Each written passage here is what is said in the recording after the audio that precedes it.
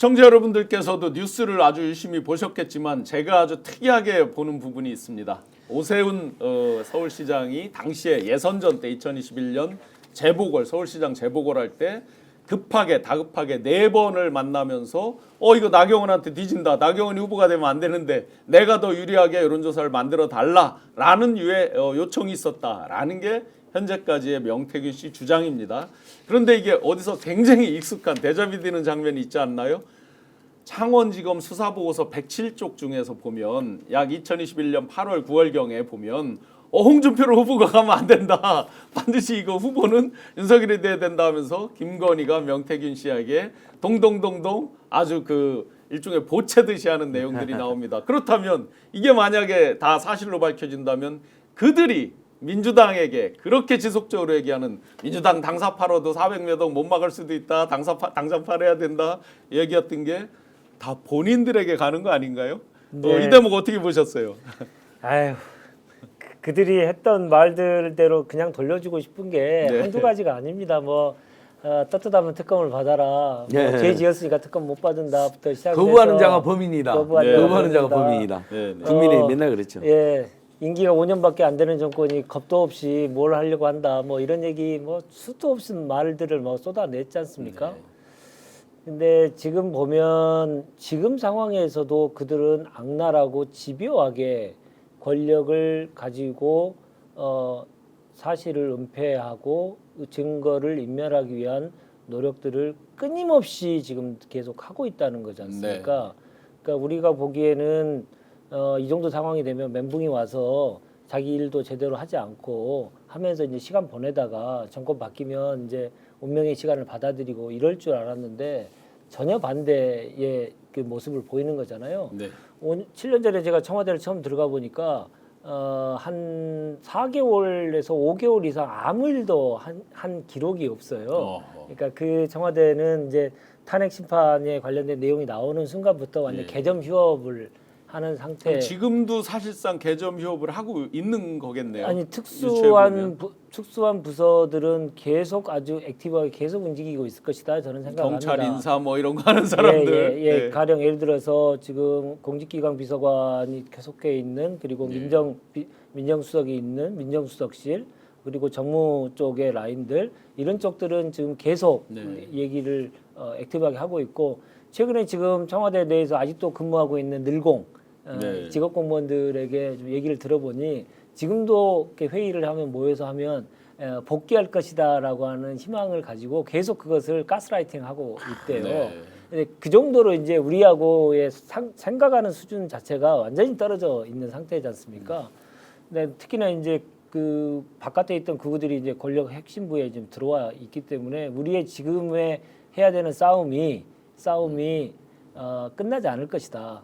내란은 정권이 바뀌어도 그 내란을 획책했던 세력들은 계속 암암리에 계속 활동할 것이고 우리도 그것에 맞춰서 절대 흐트러지지 말고 연대의 정신을 가지고 연합의 정신을 가지고 끝까지 발본색원을 하기 위한 노력을 해야 된다. 지난 시간에 제가 말씀드렸듯이 이를 꽉 깨물어야 된다라고 하는 것은 우리 그 정권 교체까지만이 아니고 정권 교체 이후에 그들을 다 박멸해 낼 때까지 언제가 유효기간 없이 우리는 연대하고 연합해야 된다 이런 말씀 꼭 드리고 싶습니다. 이를 하도 꽉 깨물어서 지금 저기가 아프지만 더 마지막 힘을 내서 더 꽉 깨물어야 될 것 같습니다. 이번에 이 불법 여론조사나 여론조사를 시켜놓고도 돈 안 주는 것은 다 뇌물과 정치적 유용이 되잖아요. 그렇죠.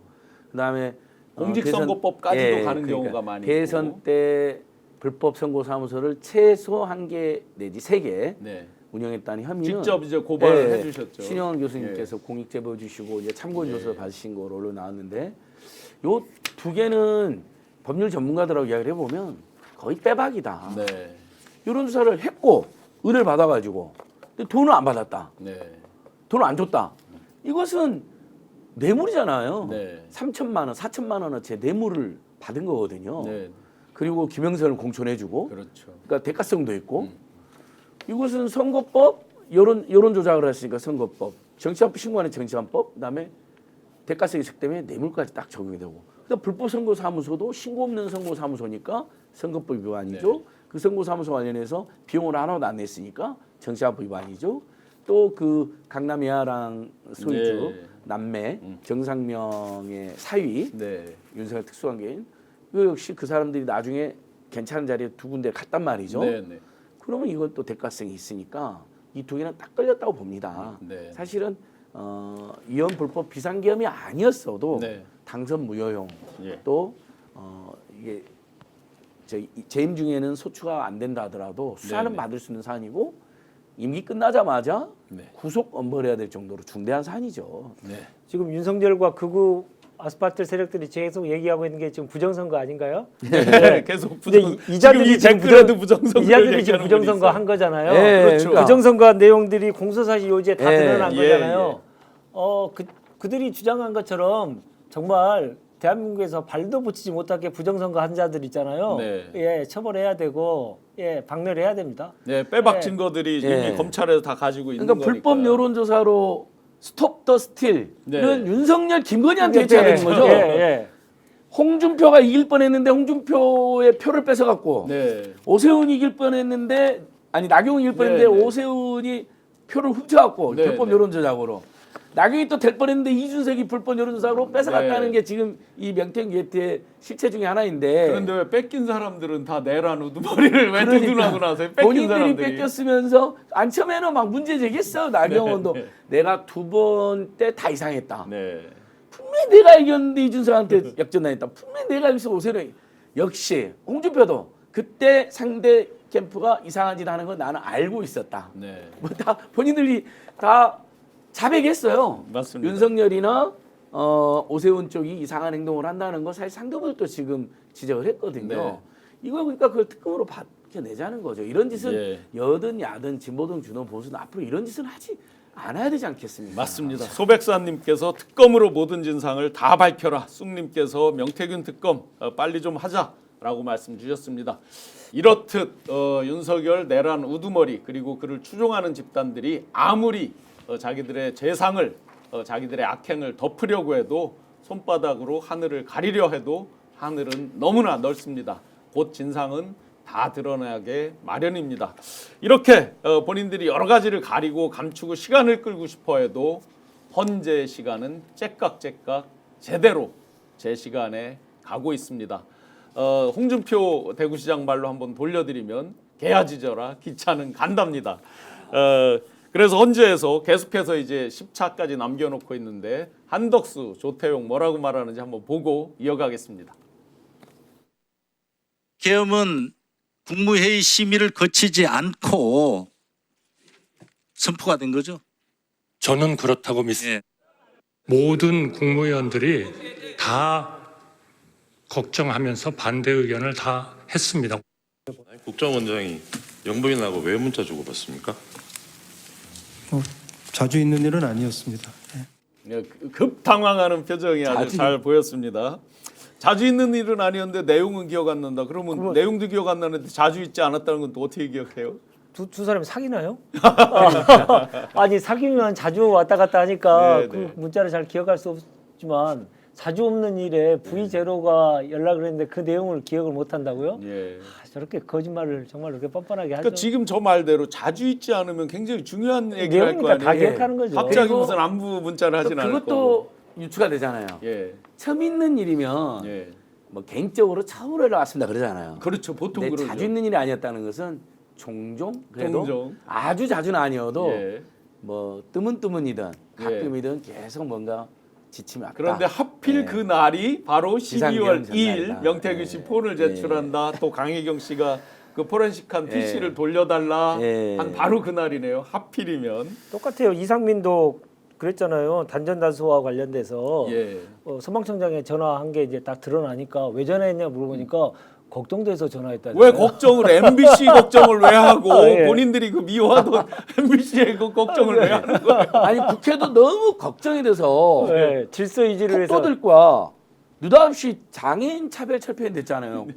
장차련이 쳐들어올까봐 그 밤에 예. 그것도 장애인분들이 야. 담도 막혀 있는데 예.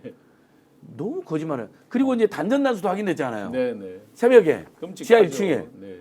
지하 1층으로 폭도가 어떻게 들어옵니까? 그렇죠. 일반 땅굴을 국민들은요 파나? 지하 1층 통로가 있다는 것도 있다는 몰라요. 거 잘 몰라요. 저도 국회- 본청을 그렇게 예. 가봤어도 몰라요. 의원회가 나고 본청하고 지하도로도 이번에 들어왔더라고요. 예, 예. 그 계엄군들이 그것도 아는 사람만 알잖아요. 그렇죠. 예. 국회 직원들이나 알지. 네. 저도 몰라요, 잘. 예. 뭐 있다는 소문은 들어본 것 같은데 화면을 본 건 처음인 거. 그럼 군인들이 막 그쪽으로 다니대요. 근데 그것을 폭도들이 들어올까봐 불을 껐다잖아요. 네. 지하로 습격할까봐 불을 껐대요. 참 이 윤석열 일단 그러니까 거짓말도 너무 함부로 하고 성의가 없어요. 일단. 지시자는 없는데 지시는 있었잖아요. 네, 지시자는 맞아요. 없고 지시는 있고 행동도 이루어졌고. 맞아요. 제가 26살에 국회를 처음 와가지고 뭐 잠깐 뭐 어디 다녀오고 청와대 다녀오고 하는 시간 빼놓고는 다 국회에서 근무를 예. 했었는데 그럼 20년이 넘었잖아요. 네, 네. 20년이 넘은 제가 저도 모르는 장소를 아하. 그날 도면도를 보고 간 사람이 예. 갔다잖아요. 지하 1층에 네, 네. 지하 1층으로. 특히 저 분전반 이런 네, 거는 분전함이나 일반인들이 이런 잘 알 수가 네. 없는 전혀 알 수 건데. 없는 거죠. 그러니까 그 도면도까지 다 했다라고 하는 거니까 그냥 한 게 아니고 오랫동안 준비를 했다는 얘기고. 네.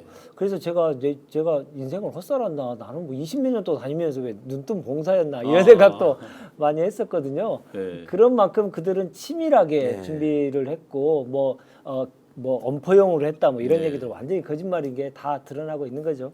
예, 엄포를- 지하 1층으로 내려가서 진짜 준비를 많이 한 게요. 물론 네. 시민들이 막았고 늦어졌고 그런 거지 의사는 분명히 있었던 거예요. 국회 그렇죠.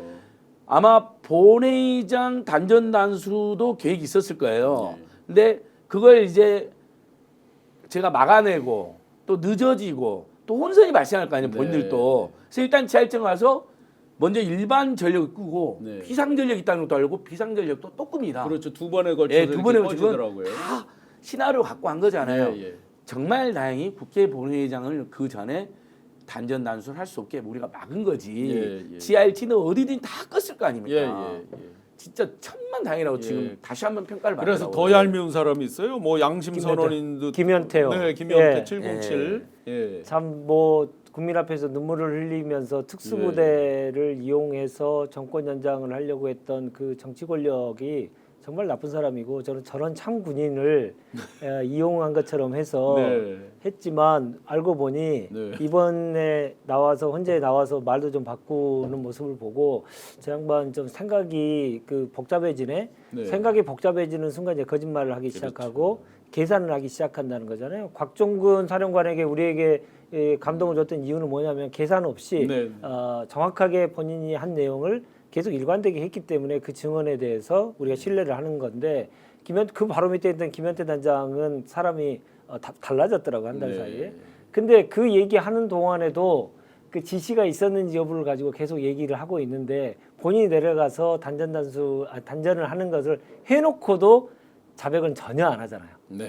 거기서도 얘기가 없었고 말을 안 했었죠. 한 전혀 번도. 없었잖아요. 네네. 그러니까 그들은 한 명도 자기가 어떤 문제에 대해서 실행자였다는 걸 얘기하면서 어쩔 수 없는 측면이 하고 자기가 책임질 테니까 부하들을 살려달라라고 하는 가장 기본적인 지휘관의 모습을 보여주지 못하고 있는 거잖아요. 네. 그 보여주는 사람이 딱 2명 있는 건데 네. 곽종근 그리고 수서경비 경비단장 그렇죠. 조성현 네. 이렇게 단장 이 두 분이 아무리 거짓말을 하려고 해도 부하들이 다 알고 있기 때문에 거짓말을 할 수가 없다라고 진실을 그대로 얘기하고 있고 네. 근데 그 대한민국에서 가장 특수부대인 707을 책임지고 있는 자가 거짓말 부하들도 다 알고 있는 거짓말을 계속했다는 건 정말 용서할 수 없는 네. 사람이다. 상탁하선이죠. 네. 인물이 탁한데 내란 우두머리가 다 떠미는데 밑에라고 깨끗할 수가 없는 거 아니겠어요? 군의 가장 기본적인 교본은 이제 사실은 위임할 수 그러니까 실제로 실행과 관련돼서는 현장 상황에 따라서 하부 지휘관에게 위임할 수도 있죠.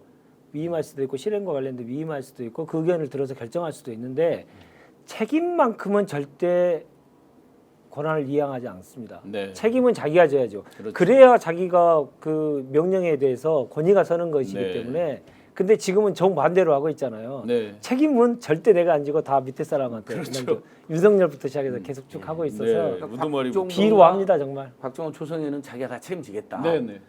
부하들 보호하기 위해서 결심했다 이렇게 하니까 훨씬 설득력 있고 김현태는 처음에 출근길에 자처한 기자회견에서 김용현이 도리어 당했다 울면서 그게 그때가 제일 진실해 보이잖아요. 네. 그리고 이미 그 진술을 했기 때문에 헌재에서 왔다 갔다 하는 모습을 보이긴 했지만 큰 변수는 안 된다고 다들 평가를 하더라고요. 아마 그 사이에 성일종을 만났잖아요. 네. 국방위원장이 그다음에 다선 의원이 네. 또 굉장히 위압적인 사람이 만나니까 그때 좀 진술 오염된 면이 있는데 예. 그래도 헌재에서 뭐- 결국은 뭐 봉쇄 지시가 있었다든지 뭐 의원 끌어내는 말은 못 들었지만 네, 뭐 네. 할 말은 또 다 했습니다. 네, 그러니까 대세는 지지 그래서 않았어요. 본인이 이제 다른 언론에는 내 진술이 오락가락한 건 아니다. 네. 일관된 건 유지된다. 네. 잘못된 출동이었고 시켰으니까 우린 간 거고 그 다음에 봉쇄 지시는 있었고 네. 깨고 들어갔고 그 본인들이 다 인정을 하더라고요. 김현태마저도 네. 왔다 갔다 하면서도. 네.